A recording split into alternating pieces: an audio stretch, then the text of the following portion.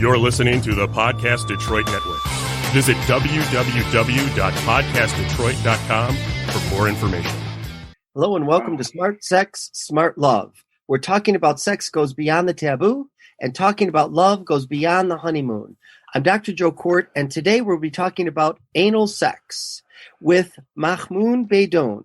Mahmoud is a Brazilian psychologist. He's a certified sex therapist, digital influencer, and sexual influencer. Since 2018, he has dedicated his career to online sex education, providing information on sexual health and relationships on social media to almost 4 million people, mostly women. He also created an online course to help women express and live their sexuality with no guilt, shame, or fear of judgment. Currently, he has more than 3,000 students. Welcome, Mahmoud. Thank you very much. I'm very glad I'm here. Thank you for the invitation.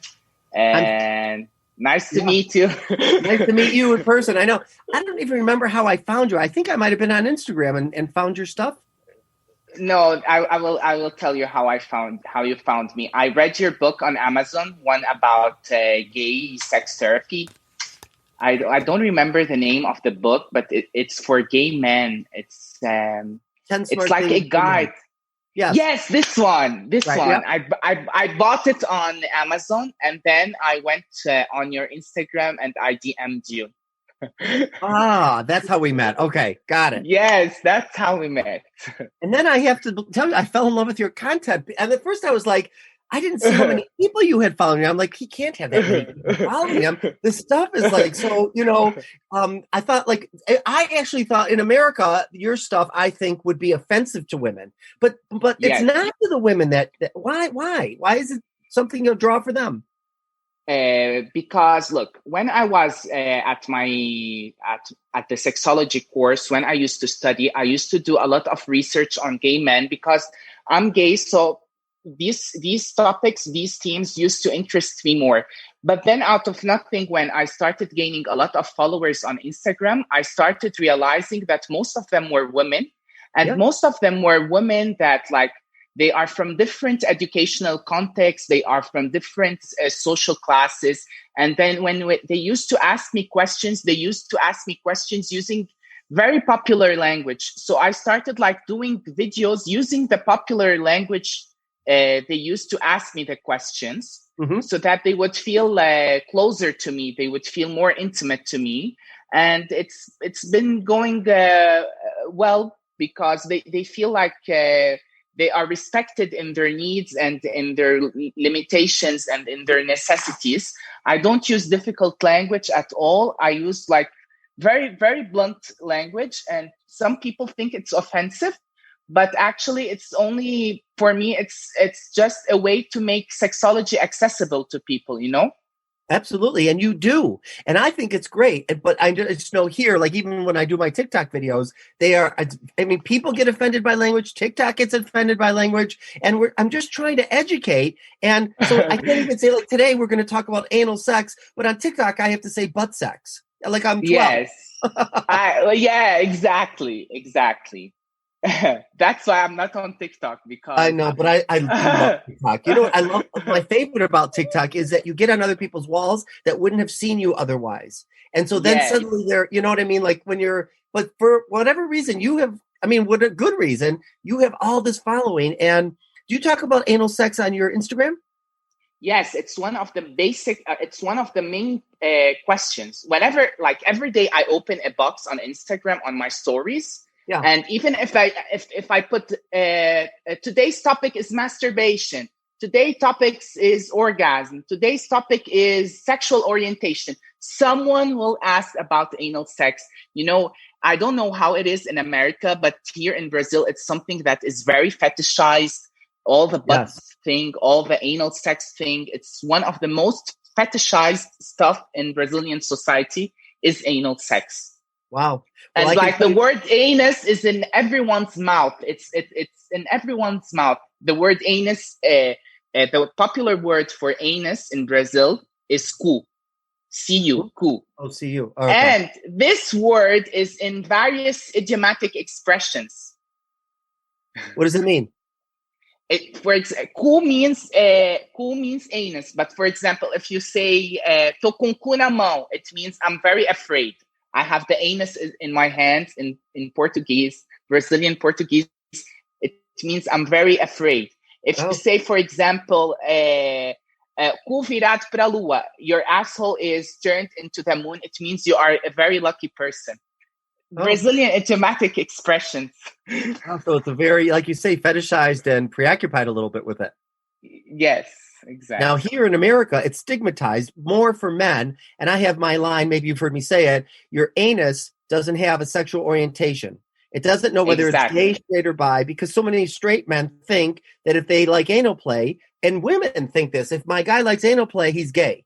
Like, no. Yeah. There are gay men that never have anal. That's something I always work with my followers. I like you said, most of my followers are straight women, and I always tell them that anal eroticism has nothing to do with sexual orientation and vice versa. And I'm really in shock because a lot of women who follow me, they come to me and they report that they are into pegging, strap on. They use the dildos to penetrate their heterosexual men, and they think they are doing sometimes they feel guilt for that, or they feel fear to do that because they think that this would mean that their husband or their boyfriend is gay. But it's not. Like, you can be a gay man and not like to be stimulated in your anus, and you can be a straight man and like it, and it's okay, because anal eroticism has nothing to do with sexual orientation. 100%. So I'm one of those guys. I'm a gay guy. I'm almost 58 years old. I've never had anal sex, top or bottom. It doesn't interest me. It's not an erotic zone. We have a Facebook group called Side Guys. We have 700 people in there. And so much shame exists for gay men who don't do anal sex, because at least in America, everything is you're a top or you're a bottom. It's all about penetration. And if you tell somebody you're a side, they're like, then how do you have sex? Like, the idea is that that's the only way to have sex somehow. Yes, here in Brazil, we refer to top and bottom as active and passive, ativo e passivo. But I don't like these terms. I don't like neither the terms ativo e passivo, active or passive, nor the terms top and bottom. What do you like? I'm loving that. What would you say? I prefer the scientific terms insertive and receptive, because it's actually what happens. Someone inserts a penis inside other one's butt, and the other one receives the penis. And this is a better term for me to refer to anal sex. So for me, scientifically, it's insertive anal sex or receptive anal sex. Because if I like receptive anal sex, if I like to receive a penis inside me, doesn't mean I'm always on a bottom position in bed. I can be on top. And doesn't mean I'm necessarily passive in bed. Like, passive, you don't do anything. You just interact passively with the situation. Did you get what I mean? I absolutely do, and I love it, because there are bottoms. Well, when we say bottoms, they're not all passive. Sometimes they're power bottoms, right? Do you have that word out there? Yeah, no, it's more. Look, the Brazilian gay culture is very influenced by the American culture.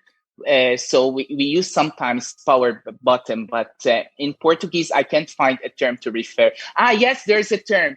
Passivona. It means someone who only likes to do receptive anal sex. Got it. I like that you're changing the language and taking away the power dynamics, because it's not necessarily. One time I had a client, I'll never forget it. He was straight, and he was talking about giving anal sex to his wife, and he said, people don't realize I'm vulnerable too as the one inserting. It's not just her vulnerability receiving. I'm vulnerable going in. I'd never thought about that. This was like 20 years ago.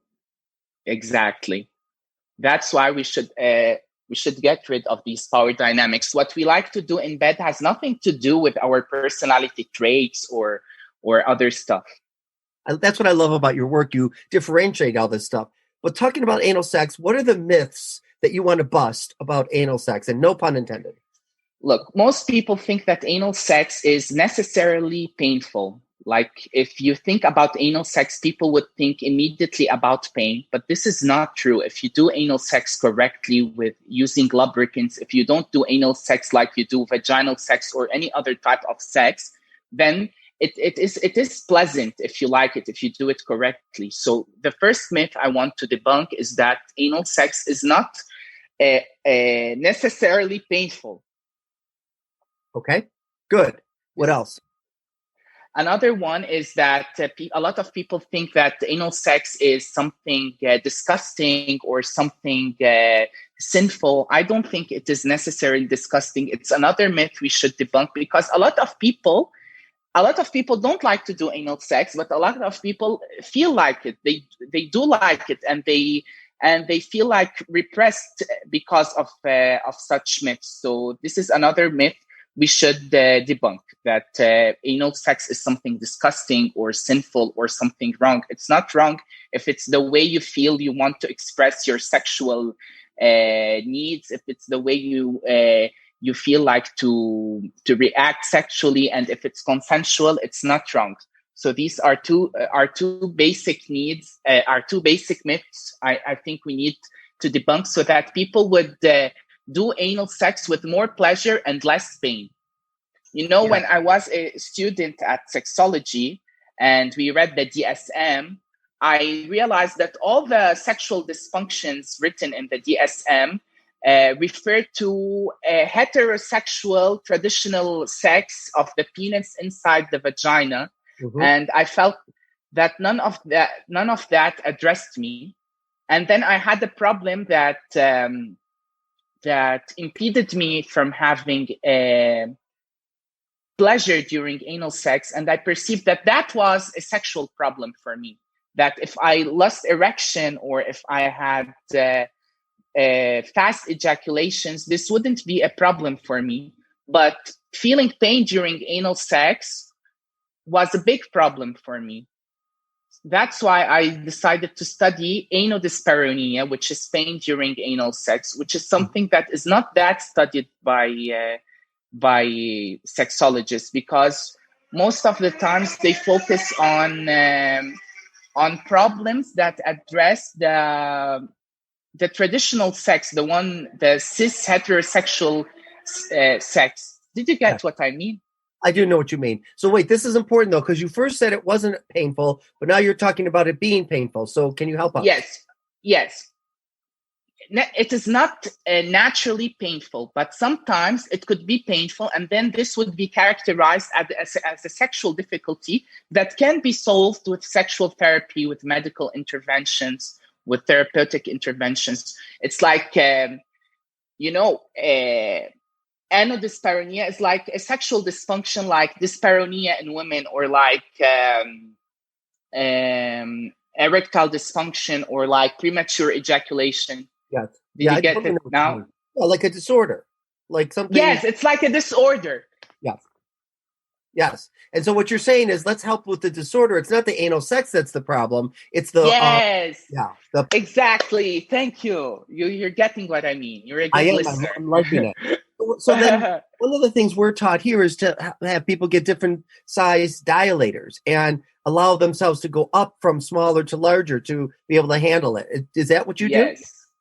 Yes, but there are also techniques I teach my patients and my students to relax, because the researches, they show that the main cause of pain during anal sex is lack of relaxation and lack of lubrication. Most women, when they do anal sex, they just don't use a lubricant, and the anus is not like the vagina. The vagina, we have the Bartholin glands, right? We have the Bartholin glands, and they secrete a natural lubrication. But in the anus, we don't have this natural lubrication. So people must use a lubricant, a water-based lubricant. And another thing we do is to teach them how to relax. There are techniques to relax the anus. I like that. Right. Okay. And what about people? I've had clients say, when I am entered, I feel like I have to evacuate immediately. Like they have to feel like they have to evacuate.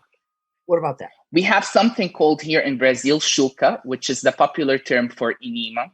Most doctors, they don't recommend to do that every day because it can alterate the intestinal flora. But most people who do anal sex, a lot of people who do anal sex, they do it.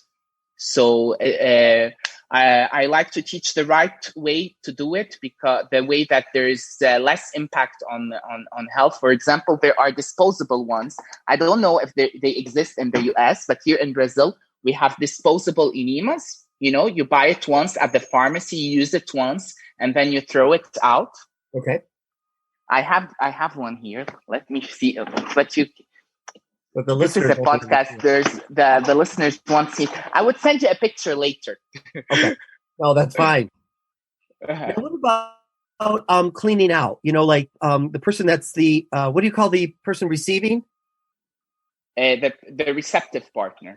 The receptive partner, right? They have a little bit more work on their hands because they have to evacuate or clean themselves out. Yes, that's why they do the enema, right? Oh.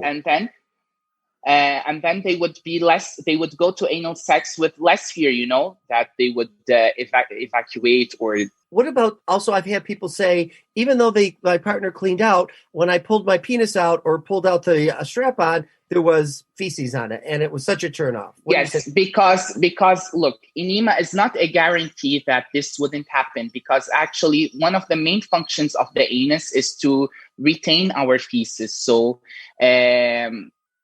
The use of enema would reduce the probability, but it wouldn't eliminate totally the probability of, because a lot of people, they are afraid to do receptive anal sex because they are afraid to eliminate feces on the partner's penis, or to dirty the sheets. So that's why I indicate enema, right? That's why I like to teach the right way to do it. There are disposable objects for them here in Brazil. But also, enema is not a guarantee that this is not going to happen. Right. So that's why people should be aware that accidents may happen, and it's okay. The more you feel intimate with your partner, the more you deal better with the situation, the better you deal with the situation if it happens. So what about, you also talk about sex toys and gadgets for anal foreplay. What would that be? Yes. Anal plugs, dilators. There are specific objects that can be used to stimulate the anus, because I don't know in the States, but here in Brazil, there are a lot of accidents that happen because people would insert anything there, like desodorants or vegetables or any object, and sometimes they have to go to the emergency to take it out. That's why I think that we sex educators should indicate the right objects for this type of stimulation. All the objects inserted in the anus, they have to have stoppers that impede them from being sugado. How do they say? To sucked be in. We say sucked in, Yeah. Yes. Yeah, I know what you mean, because I had the same training that you want to tell somebody, and it should have a hook or some way you can pull it back out just in case, because otherwise you got to like that. Right. Exactly. I've never heard of anal foreplay. That's a really wakes up my brain for people to think, if you're going to have anal sex, there's anal foreplay. Would that include Yes, rimming? of course. You can caress the butt. You can insert the fingers. Beijo grego is like an analingus is anilingus. Is that right? Analingus. It's one type of anal foreplay. Yeah, and we say here, people still don't know what that means. So it's licking anus. You have to tell people. Yeah. Here in Brazil, it's beijo grego. It means Greek kiss. Our Greek kiss. Wow. Oh yeah, that makes sense, of course. In Jewish, on Sex and the City, they said, because in Jewish you would say tuchis lingus, which is anus in British. And then you write down here types of anal practices. So what does that mean? Because I'm thinking, since I don't do it, how many types? Yes, we have because people sometimes think that sex is only anything that involves a penis inside something, right? But we don't need penises necessarily to feel sexually stimulated or to play sexually. So there is insertive anal sex. This is one type. There's receptive anal sex. This is other type. There is fingering. This is a type of anal practice. If you put a finger inside someone's asshole, this is a type of anal practice. If you lick someone's asshole or butt, this is a type of anal practice. There's a stuffing, which is putting objects inside. There is fisting. There are several types of practices, not only a penis inside a butt. And I know that you're working. This is like your dissertation, isn't it? You're working on this in your PhD program. No, not my PhD. I worked on that during my sex certificate program. It was like in 2016. Oh, all right. And I'm still trying to go. I want to do my PhD in the US. I'm trying to, but in the future, not now. Okay. You know that Modern Sex Therapy Institute provides them. We talked about that. Yes. Okay. All right. I want to do the gay and transgender affirmative one. Oh, yeah. Okay, good. Yes, we have that going too. What I like about what you're saying is it applies to everyone. It doesn't matter gender. It doesn't matter orientation. Everybody has an anus. Yes, everybody has an anus. And something I did wrong in my dissertation is that I only talked about men who have sex with men and heterosexual women. But lesbian women, they also like anal sex. There are a lot of lesbian women who love to do anal sex. Yes. So everyone has a butt. Right. That's what your stuff just is. So it's diversity inclusive, right? Yes. What else do you think is important about anal sex that I haven't asked about, we didn't talk about? That the more excited you are, the more you feel excited, the more desire you have, the better the anal sex is, the more relaxed you become, because the systems in our body that control the excitation process are the same ones that control the relaxation process. So, for example, if I'm very excited, it means that my parasympathetic system is working, and this is the same system that makes me feel more relaxed. Did you get what I'm saying? Yes, right. So, we go into an altered state when we're turned on and we're aroused, and then our body relaxes. The more turned on you become, the more relaxed you become. So the better anal sex you have. This is very important. And the more you feel intimate with your partner, the better. This is the one last question I wanted to ask you. I don't want to forget. What about poppers? You know, a lot of gay men and bisexual men, or just men in general, who are. I was afraid to talk about poppers because it's illegal here in Brazil. I don't know in the United States, but a lot. What I read in the researches is that when people use poppers, they have less. They are less prone to feel pain during anal sex, because when people inhale poppers, it has a vasodilating effect, and the anus, it relaxes, and the first penetration tends to be less painful. Got it. Okay. Right. And I know. I don't know if they'll edit this out here or not, but I know it's frequently used and helps people feel more relaxed. Yes, it helps people, but it has a lot of side effects. One of the main causes of death between gay men in the beginning of the millennium, in the years 2000, was because they used poppers with the Viagra, and you cannot combine both substances. That's why sex education, I think, should work with risk reduction. Like we as sex educators, we should tell people that they shouldn't mix such stuff. Did you get what I mean? Yes, right. That they shouldn't. That it's dangerous to use Viagra. It's very dangerous. Yes, and poppers together. Thank you. I'm glad you mentioned that. So, all right, we're going to have to stop. I could keep talking to you more. Maybe we'll bring you back next season. How can people find that? You can find me on at Mahmoud Baydoun _. This is my Instagram account. Everything is in Portuguese, but I speak English. So if you DM me, we can chat about sexuality, about anything. Feel free. I'm always available online.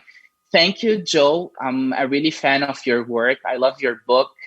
And soon I'm going to be your student at the Modern Sex Institute. I would love that. And I'm a fan of yours. And it's true. I want people to hear this. You are always available. When I DM you, you are right there. So thank you for joining me. Thank you. Those of you that were listening today, if you enjoyed this show, please don't forget to rate, review, and subscribe. You can always follow me at Dr. Joe Court on Instagram, Twitter, and now TikTok. Stay safe and stay healthy, and we'll see you next time. All right. Thank you, Mahmoud.